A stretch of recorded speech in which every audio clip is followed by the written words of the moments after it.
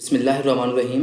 अस्सलाम वालेकुम स्टूडेंट्स। ऐसे राइटिंग में हमारा आज का टॉपिक है आवर एग्जामिनेशन सिस्टम। एक ऐसा टॉपिक जो कि कभी कभार पेपर्स में एग्जामिनेशंस के टाइटल से भी आता रहता है। तो हम अपने आज के कंटेंट में दोनों टाइटल्स को जहन में रखकर हमने अपना कंटेंट बनाया है। हम स्टार्ट करते हैं अपने आउटलाइन से।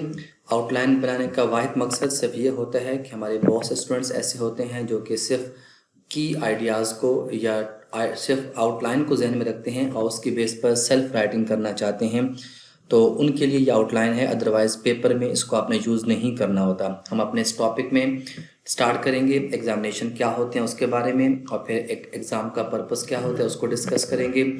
क्यों एग्ज़ाम लेने की हमें ज़रूरत पेश आती है, एक पैराग्राफ उस चीज़ के बारे में हो जाएगा।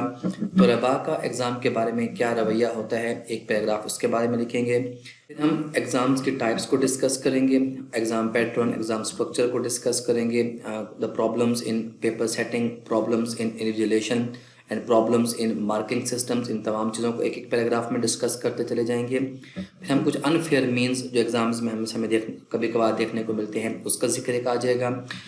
मेजर्स फॉर इम्प्रूवमेंट, सिस्टम को बेहतर करने के लिए क्या इक़दाम किए जा सकते हैं उसका जिक्र आ जाएगा, और उसके बाद हम अपने ऐसे को कंक्लूड कर देंगे। स्टार्ट करते हैं डेफिनेशन से। पहला पैराग्राफ डेफिनेशन का होगा जिसमें हम ये बता देंगे कि एग्ज़ाम क्या होता है। एक फॉर्मल फॉर्म ऑफ असेसमेंट होता है, ठीक है, जो कि हम किसी तालिब इल्म की नॉलेज को, उनकी एबिलिटी को टेस्ट करने के लिए कंडक्ट करते हैं। रिटन भी हो सकता है, ओरल भी हो सकता है, प्रैक्टिकल भी हो सकते हैं। और इसका मकसद क्या होता है, तलबा को डिग्री अवार्ड करना, सर्टिफिकेट देना या कोई भी पोजीशन अचीव करना होता है। तो पहला पैराग्राफ हमारा एग्ज़ाम को डिफाइन कर देगा। सेकंड पैराग्राफ में हम एग्ज़ाम के पर्पस को डिस्कस करेंगे कि एग्ज़ाम का पर्पस होता है तलबा की कैपेबिलिटीज़ को जज करना, इसका पर्पस होता है लर्निंग प्रोग्रेस को असेस करना, और इसका पर्पस क्या होता है ये देखना कि असातिज़ा या इंस्टीट्यूट्स जो चीज़ पढ़ा रहे हैं क्या तलबा उस चीज़ को हासिल कर पा रहे हैं या नहीं कर पा रहे हैं। तो ये पैराग्राफ डिस्कस करने के बाद फिर हमारी फर्स्ट कोटेशन आ जाएगी।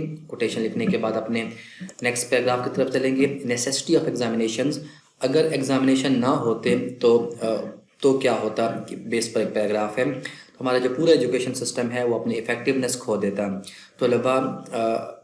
हम तलबा की एबिलिटीज़ को जज ना कर पाते, हम ये ना जान पाते कि एक कैपेबल स्टूडेंट में और एक वीक जो स्टूडेंट है उसमें क्या फ़र्क आ रहा है। तो इन तमाम चीज़ों को देखने के लिए और हार्ड वर्किंग और कैपेबल तलबा को रिकग्नाइज़ करने के लिए एग्जामिनेशंस कंडक्ट किए जाते हैं। नेक्स्ट अपने पैराग्राफ नंबर 4 पे जाएंगे, जहाँ पर हम तलबा का क्या एटीट्यूड होता है एग्ज़ाम के लिए। हमें तलबा के पॉइंट ऑफ व्यू से देखें तो अक्सर बच्चे एग्जामिनेशंस को डिसलाइक करते हैं, वो एग्ज़ाम्स को एक बर्डन समझते हैं, उन्हें एक सोर्स ऑफ स्ट्रेस समझते हैं। बहुत से तलबा के लिए एग्ज़ाम एक नाइटमेयर, एक डरावने ख्वाब जैसा होता है जो कि उनके लिए एनजाइटी और फेयर लेकर आता है। तो तलबा के पॉइंट ऑफ व्यू को पैराग्राफ नंबर 4 में डिस्कस करने के बाद नंबर 5 पर एग्ज़ाम्स मुख्तलिफ़ किस्म के होते हैं। इन क्लास एग्ज़ाम्स होते हैं, मिड टर्म फाइनल एग्ज़ाम्स भी होते हैं, कभी मंथली, कुछ सिस्टम्स में monthly exam, half yearly exams होते हैं। लेकिन और समटाइम्स क्या कहते हैं वो क्लास प्रैक्टिकल वर्क की सूरत में या ग्रुप या इंडिविजुअल प्रोजेक्ट्स की सूरत में भी एग्ज़ाम्स होते हैं। पैराग्राफ नंबर 2 में कोटेशन दी थी, 3, 4, 5 के बाद फिर कोटेशन नंबर 2 हमारी यहाँ पर आ जाएगी। फिर हम पैराग्राफ नंबर 6 पे जाते हैं जहाँ पर एग्ज़ाम पैटर्न को डिस्कस करते हैं। अगरचे एग्ज़ाम का पैटर्न को एक कंसिस्टेंट तो नहीं होता, जो कुछ टेस्ट होते हैं जो इन क्लास टेस्ट होते हैं जो कि टीचर डिपेंडेंट होते हैं, और टीचर की मर्ज़ी कि वो क्या क्या फॉर्मेट बनाते हैं, कितना टाइम रखते हैं आज पेपर के लिए, क्या मार्किंग स्कीम फॉलो करते हैं। तो ये टीचर डिपेंडेंट टेस्ट पे होते हैं। मंथली टेस्ट कुछ होते हैं जो कि शॉर्ट होते हैं, फाइनल एग्ज़ाम्स होते हैं जो कि डिटेल्ड होते हैं।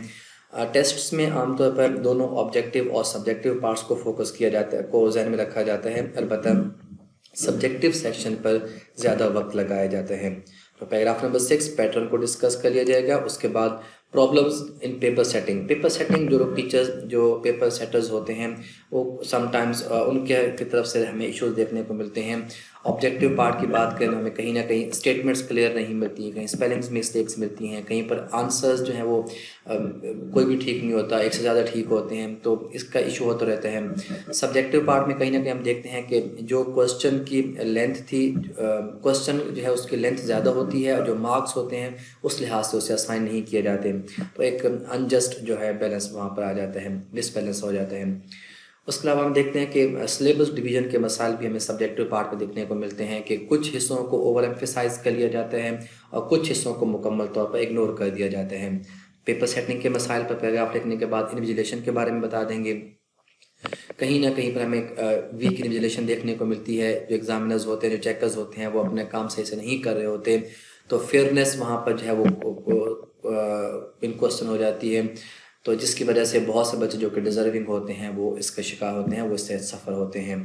पैराग्राफ नंबर 5 के बाद हमारी कोटेशन थी 6, 7, 8 के बाद हमारी नेक्स्ट कोटेशन हमारी आ गई है। नंबर 9 पे हमने क्या लिखना है, फ्लॉज इन ए मार्किंग सिस्टम। हमें कहीं ना कहीं अपने मार्किंग सिस्टम में भी फ्लॉज देखने को मिलते हैं। हमें शायद लगता है कि पेपर जो है वो जल्दी में चेक किए जाते हैं और जल्दी में चेक किए गए पेपर्स अनफेयर होते हैं, अनजस्टिफाइड मार्किंग वहाँ पर हो रही होती है। पेपर चेकिंग का जो एनवायरनमेंट है, एग्जामिनर का मूड है, ये भी कुछ फैक्टर्स हो सकते हैं जो कि रिज़ल्ट पर इन्फ्लुएंस करते हैं। सिमिलरली हमारे यहाँ जो है रीचेकिंग का कोई प्रॉपर सिस्टम नहीं है, ये एक मार्किंग का हमारा फ्लॉ है। उसके अलावा हमारे यहाँ आमतौर पर ट्रेडिशनल मार्किंग सिस्टम को फॉलो किया जा रहा है। अगर कोई बच्चा आउट ऑफ द वे जाकर लिखता है, क्रिएटिविटी की तरफ जाता है, तो वहाँ पर उसको अप्रिशिएट नहीं किया जाता। नेक्स्ट हमारे पास है अनफेयर मीन्स के बारे में। हमें कहीं ना कहीं एग्जामिनेशन सिस्टम में, एग्ज़ाम के किसी प्रोसेस में अनफेयर मीन्स के बारे में हम सुनते रहते हैं ख़बरों में।